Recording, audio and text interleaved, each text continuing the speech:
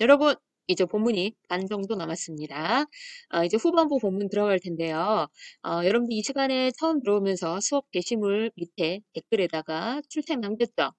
여러분들이 중간 후반부까지 수업을 잘 듣고 있는지 직접 확인하기 위해서 출첵 미션을 하나 더 주겠습니다. 잠깐 지금 수업을 영상을 멈추고요. 다시 게시물로 돌아가서 자기가 좋아하는, 아끼는 동물 이름, 자기 집에서 키우는 반려견, 반려묘, 뭐, 좋아하는 동물 이름이라든지 아니면 좋아하는 연예인 이름을 거기다가 자기 출첵 대신에 댓글로 남겨주세요. 지금 멈추고 다녀옵니다. 그래서 내가 중간에 확인을 해서 그냥 처음에 수업 시작할 때 출첵만 남겨놓고 중간에 세서 모르겠지 하는 사람들, 안 올 미션, 출첵 미션 안 올린 사람들, 내가 죄를 엄히 물을 것이다. 지금 빨리 다녀오세요. 자, 여러분, 다시 그러면 수업에 들어가겠습니다. 자, 앞부분에서, 이제 기억이 나나요? 앞부분에서 시적 화자의 처지, 지금 어떤 상황에 놓여 있는지가 무려 이제 반 정도에 해당하는 이야기가 나왔었지. 가족과 고향 모두 다를 잃어버리고, 객지, 타지에서 방황하는 그런 화자의 모습이 나오는데, 그 목수 박시봉방의 집에 들어가서 그곳에 쥔을 붙이고 지내지만, 어떻게 바람은 피했지만, 추위는 피했지만, 내 속에 내가 너무도 많아서, 그리고 나 한 몸도 감당할 수 없는 사람이라 여기저기 이제 떠돌아다니면서 마음도 복잡하고, 그러니까 가만히 있으니까 슬픔, 어리석음이 계속 올라와서 결국 나는 이 모든 것들에 눌려 죽을 수밖에 없겠구나. 근데 여기서 내가 눌려 죽을 수밖에 없는 건 단순히 슬픔이나 어리석음만, 그 감정 자체만을 얘기하는 건 아니겠죠. 그 감정을 불러일으키는 나를 둘러싼 모든 개인적인 상황들, 민족적인 상황들, 나라도 어지럽고 민족이 남나라는 어떻게 될지 모르겠고 그다음에 어떤 곳에도 정착하지 못하는 나의 처지도 장담할 수 없고 이런 모든 것들에 대한 방황과 괴로움이 이렇게 나왔었겠죠. 그래서 내적 갈등이 최고조에 이르렀는데 자, 오늘 부분 보세요. 처음에 이제 뭐라고 시작하면 여기 이 페이지하고 이 페이지에서 이렇게 딱 페이지가 나뉜 게 이게 절묘한 신의 한 수 같아. 왜냐면 앞에서 아무리 절망적인 상황 이런 게 나왔다 할지라도 자, 여기서 그러나 중요하니까 네모를 칩시다. 그러나라는 말이 나왔잖아. but 앞에서 어떤 상황이 나왔든 간에 그러나라는 표현이 나왔으면은 특히 시인은 언어 하나하나, 글자 하나하나도 정말 신경 써서 쓰는데 이 그러나라는 접속어를 그냥 썼겠어요? 아닙니다. 앞과 뒤의 흐름이 완전히 바뀐다는 거야. 자, 시상이라는 게 뭐냐면 시에서 흐름, 시의 줄거리, 시의 느낌, 시의 모든 그 전개와 흐름을 시상이라고 그러거든. 그 시상의 전환은 시가 완전히 역전됐다는 거야. 그러나를 중심으로 포기했을 때 비포 애프터로 나뉩니다. 그리고 표현도 완전 달라. 앞에서는 계속 누워있고 뒹굴뒹굴하고 눈물 타오르고 눌려 죽을 수밖에 없다라는 그런 되게 하강적이고 다운된 이미지였잖아. 근데 여기에서는요. 잠시 뒤에 자 우리나라 시는 서술어를 잘 보랬지. 고개를 들어야 서술어가 들어예요. 그러니까 지금까지는 엎드려 있고 손깍지 베게 하고 이렇게 누워있는 좀 나의 표현에 의하면 방만한, 그러나 이제 백석 시인한테 그럴 순 없고, 자기 괴로움 때문에 뭔가 수동적인 자세에 누워있고 엎드려 있고 이런 자세였잖아. 근데 고개를 들어라고 표현을 했어. 자, 그러면 동작 자체가 상향이지. 그리고 화자의 행동이라든지 마음 상태가 지금 바뀌었다는 거야. 고개를 들어가 한 번만 나오는 게 아니라 또 나와요. 허연 문창을 바라보든가. 자, 앞으로 여러분들 백석 시인의 작품을 몇 개 더 알게 되면은, 비슷한 이미지가 많이 나온다는 걸 알 수 있을 텐데, 백석 시인의 작품에서는 하얀 이미지, 하얗고 깨끗한 눈, 그 다음에 하얀, 뭐 이런 내용이 많이 나오거든요. 그래서 허연 문창을 바라보든가, 또 눈을 떠서 높은 천장을 쳐다보는 것인데, 천장을 쳐다봐. 위를. 이게 또 상향이죠. 이때 나는 지금 마음에 뭔가 그 마음의 변화가 생겨서 위를 쳐다보고 지금 현재 내가 놓여 있는 밑으로 밑으로 가라앉고 계속 새김질하던 그런 나의 모습이 아니라 하향 지향 하강돼 있던 나의 이미지가 아니라 이제 흐름이 그러나 하고 바뀌어서 위를 쳐다보던 그런 이때 나는 내 뜻이며 힘으로, 그러니까 나의 의지와 나의 능력, 나의 계획으로 나를 이끌어가는 게 힘든 일인 거를 알게 된다. 인생을 벌써 굉장히 많이 살아본 거야.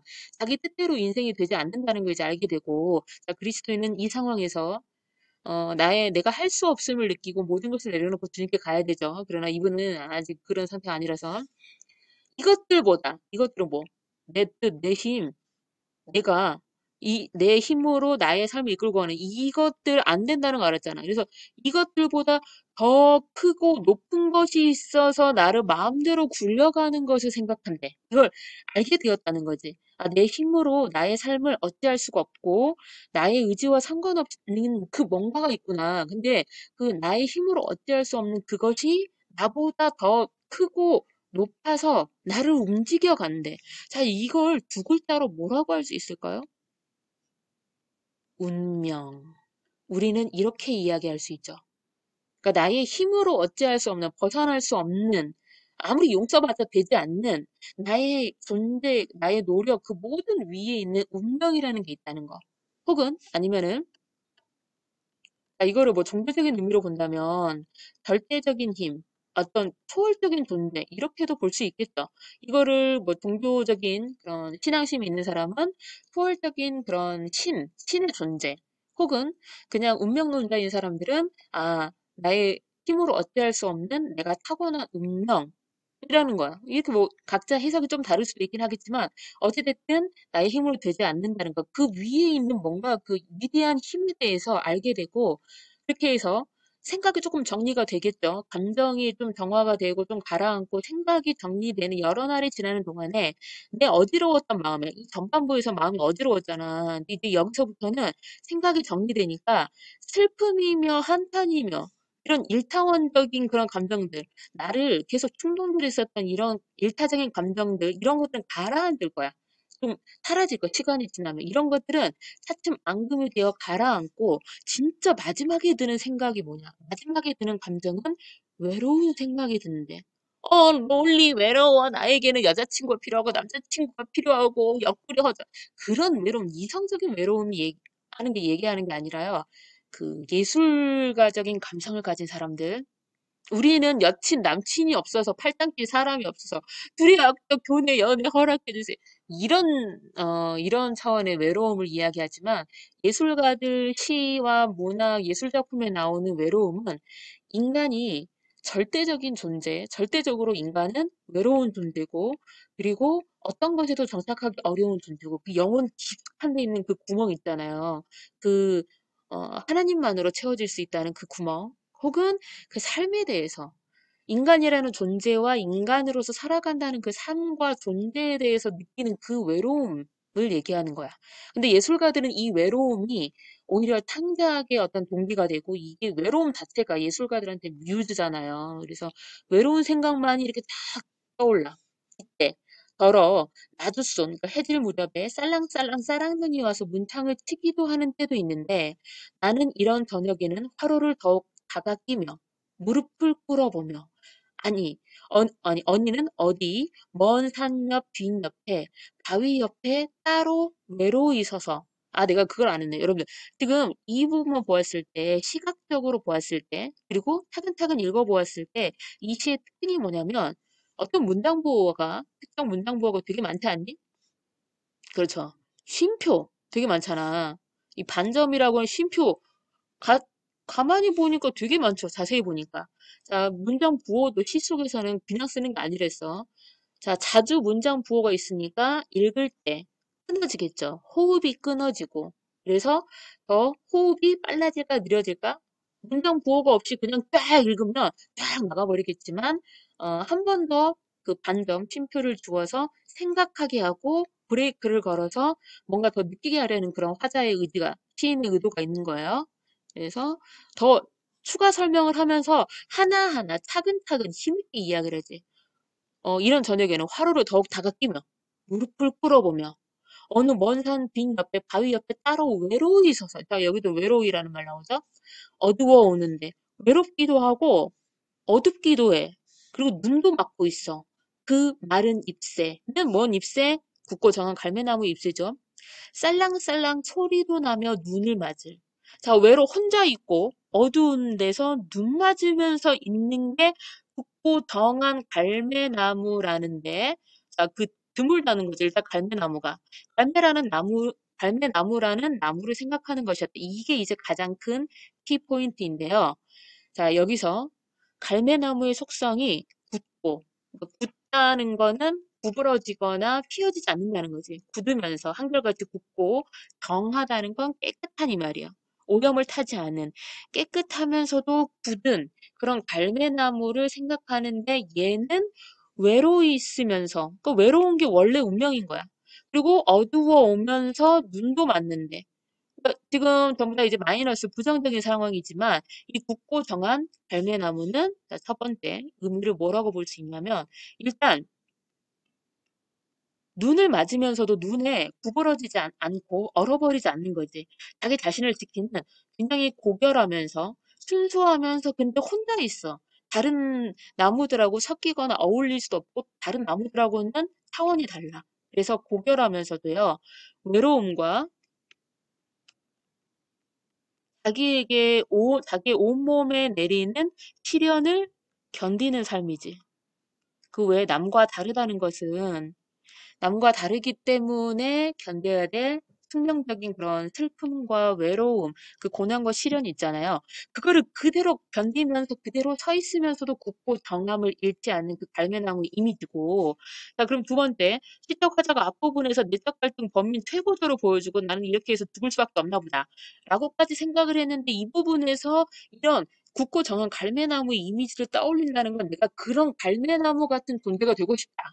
혹은 아니면 나는 이미 그런 존재로 태어났구나 하는 거를 이제 느낀 거야. 자기 앞부분에서 내가 아무리 내 삶을 어떻게 하고 뭐 벗어나려고 해보고 타협하려고도 해보고 아니면은 뭐 보통 사람들처럼 살아보고도 싶고 사랑하는 여자한테 뭐 정착도 하고 싶고 별 생각이 다 있었겠죠.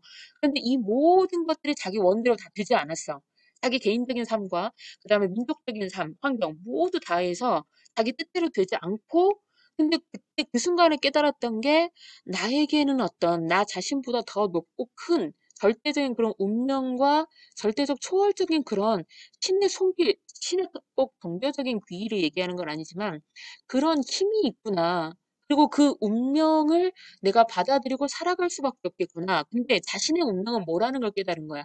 아, 결국 외롭지만 눈도 맞고 추위 속에 떨어야 되고 어둠 속에 있긴 하지만 하얀 그 깨끗한 눈을 맞으면서도 그 시련에 굴하지 않고 곧고 깨끗함을 지키는 그 갈매나무가 나의 운명이구나. 그러니까 나는 외롭고 춥고 어느 곳에도 정착할 수 없고 혼자 있는 것이 당연한 운명이겠구나. 하는 걸 결국 자기가 받아들이게 되는 거잖아. 이것이 자기 운명이라는 것을. 그래서 굳고 정한 갈매나무는요, 조금 어려운 말로 하면 자기 긍정이야. 자기 자신의 운명에 대해서 받아들이고 수용하게 됐다는 거지.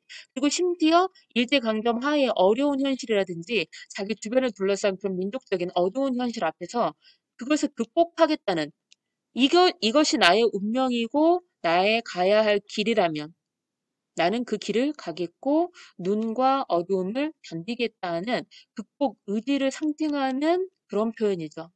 가장 잘 보여주는 자기의 삶의 의지와 모든 삶의 결론을 압축해서 잘 보여주는 것이 바로 이 굳고 정한 갈매나무라는 것입니다. 네, 여러분 이제 본문은 다 끝났고 이제 마지막으로 정리해보는 시간입니다. 시의 내용이 그거였죠. 삶의 방향과 목적, 그리고 가치, 자신이 속한 곳, 모든 것들을 다 잃어버리고, 객지, 타지에서 방랑하면서 어떤 곳에도 정착하지 못하는 화자의 슬픔과 외로움, 서러움, 그리고 자기 자신에 대한 그런 회한들이 한꺼번에 물밀듯이 확 자기를 덮치면서 괴로웠었지만, 그리고 죽을 것 같았지만, 결국 눈을 들어서 자기 자신의 운명을 바라보게 되었을 때, 그 운명의 힘에 대해서 깨닫게 되었을 때, 자신의 순수함과 고결함을 잃지 않으면서, 시련을 온전히 오롯이 다 견디고 맞으면서도 현실에 타협하지 않고 고결함을 지키겠다는 그 의지, 자기의 정신적인 의지를 굳고 정한 갈매나무의 이미지로 떠올리면서 결국 이제 긍정적으로 시를 이제 끝내고 되게 눈물겨울 정도로 아름답고 긍정적이죠. 그런 의지로 끝내는 작품이었습니다. 자, 그러면 시를, 우리가 낯선 시를 볼 때 뭘 기억해야 된댔죠? 지난번에 어제 했었던 그 사전 활동지에서 여러분들 1, 2, 3, 4번 질문했던 거를 이제 종합하는 겁니다. 첫 번째, 낯선 시를 읽을 때 첫 번째는 화자가 어떤 사람인지 찾아봐라. 화자에 대한 정보를 찾고, 그다음에 두 번째로 화자가 어떤 상황, 어떤 처지에 놓여 있는지 찾으라 그랬죠.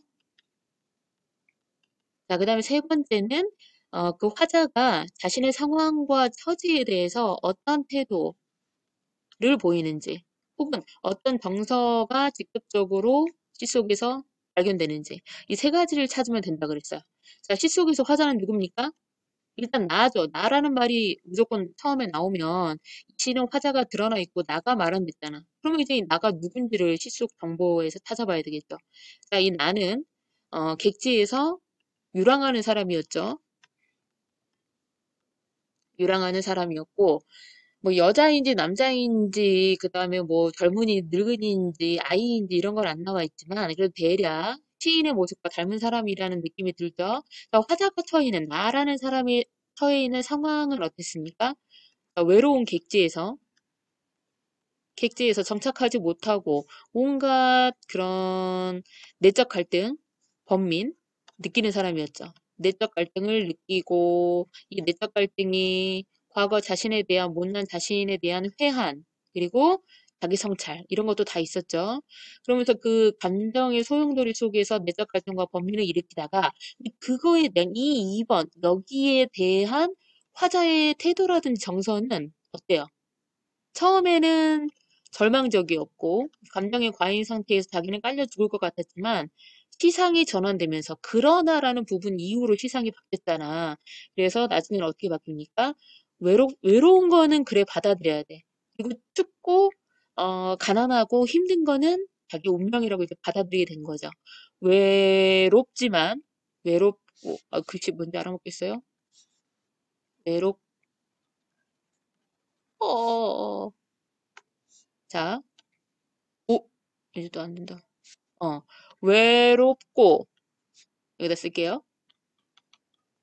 고결한, 외롭지만, 자기의 순수함과 높은 이상을 잃어버리지 않고 뺏기지 않는 외롭고 고결한 삶에 대한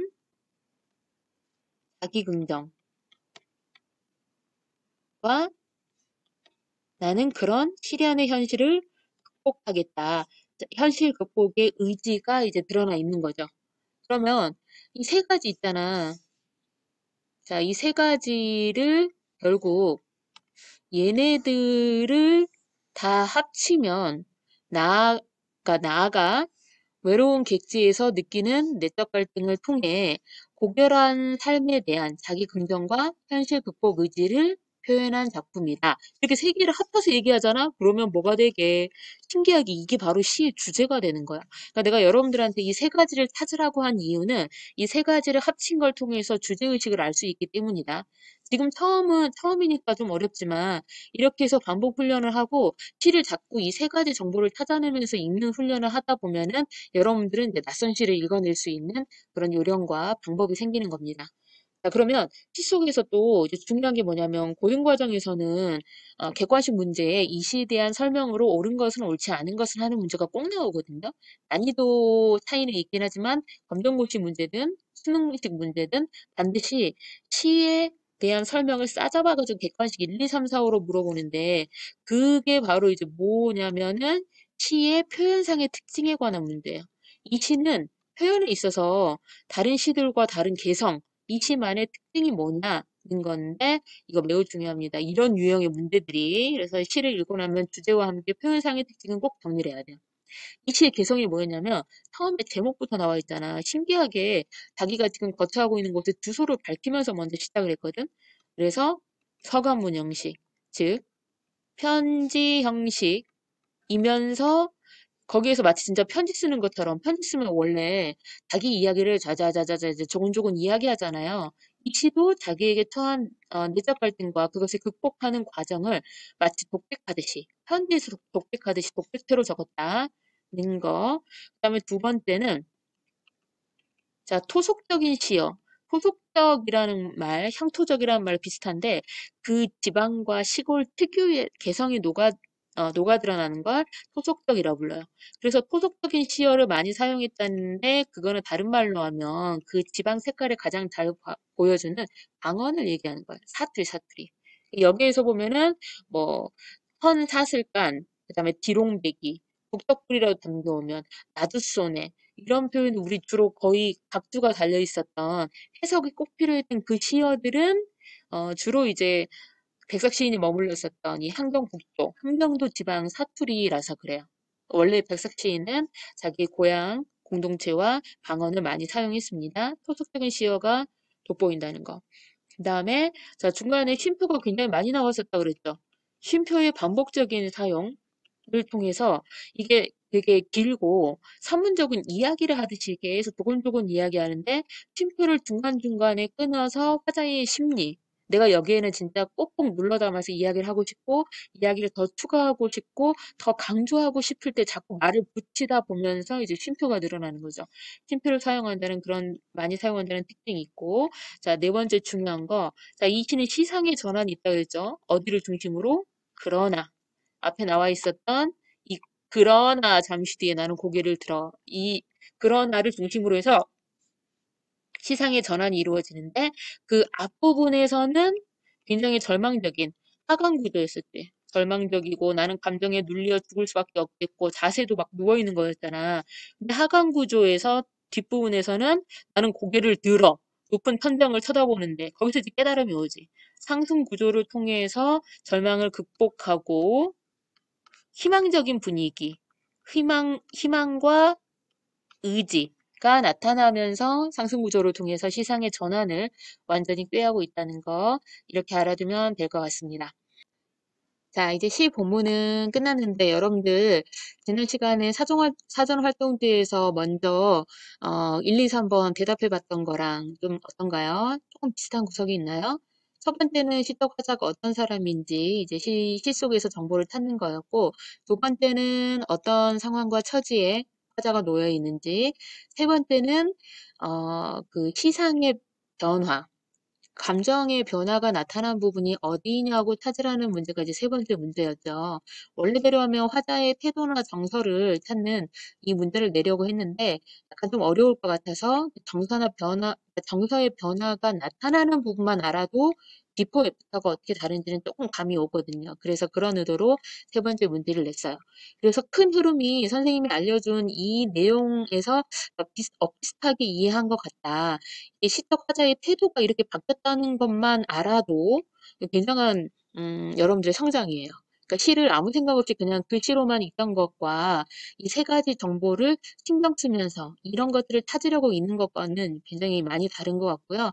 여러분들한테 이 세 가지 어려운 거를 완벽하게 찾아라. 선생님이 이렇게 칠판에다가 정리하는 것처럼 이렇게 찾아봐라 하는 거는 절대 아니고 이거는 좀 더 정리된 그런 강의식 표현으로 정리된 표현으로 어렵게 해서 그렇지 이거를 이해하고 있으면 됩니다. 이해하는 수준에서 여러분들이 찾아내고 감상하면 되는 것 같고요. 자 그러면 이제 다음 활동은 어떻게 되냐면 이 영상이 이제 끝나고 나면 슬라이드를 닫겠죠. 그 다음 게시물에 이제 아마 처음에 여러분들이 접속했을 때는 오늘 화요일 수업에 대한 게시물 하나 구글 슬라이드만 올라와 있을 텐데 수업을 듣는 중간에 게시물 하나가 또 새로 올라갔을 거예요. 자, 바로 구글 설문지로 방금 배웠던 남신이주 유동 박시봉방에 관해서 수업 내용과 정리할 수 있게 그 형성평가로 만들어 놓은 평가라서 이거를 먼저 하세요. 실시간으로 여러분들이 답변을 언제 했는지를 볼 수 있으니까 늦게 답변을 제출하면 아 그만큼 중간에 미독점이 없다고 해서 정신을 놓았구나 아니면 잠시 자리를 비웠구나 하면서 이제 드러나겠죠. 답변이 들어오는 시간을 실시간으로 확인하면. 그래서 시간을 확인하면서 잘하지 못한 학생들한테는 죄를 물을 것이다. 그래서 먼저 구글 설문지로 형성평가를 마무리하면 아마 이제 수업이 40분 정도, 영상 수업이 40분 정도니까 나머지 20분 정도의 시간에 구글 설문지 풀고 나면은 이제 약간 시간이 남겠죠.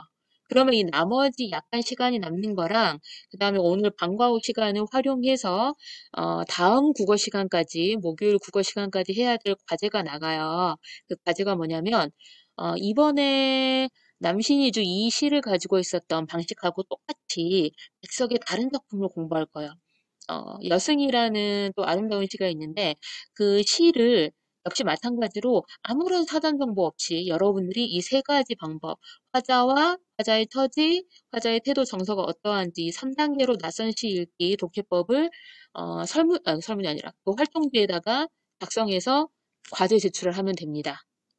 그런데 그 과제 제출의 마감 기한은 오후 방과 후까지로 잡아둘게요. 마감 시간 확인하시고 마감 시간 안에 활동지가 들어오면 됩니다. 근데 명심할 거는 영상 끝나고 나서 구글 설문은 반드시 먼저 하라는 거, 형성평가는 이거는 수업 시간 중에 들어와야 됩니다. 다른 친구들 올린 시간이랑 너무 많이 벌어지면은 의심을 받겠죠. 그 다음에 두 번째로 이제 활동을 해야 될 거는 사후 과제로 백석의 여승에 대한 사전 활동지. 그거는 오늘 방과 후까지 정해져 있는 마감 시간 안에 하면 된다는 거 기억하시고 여러분들 수고하세요.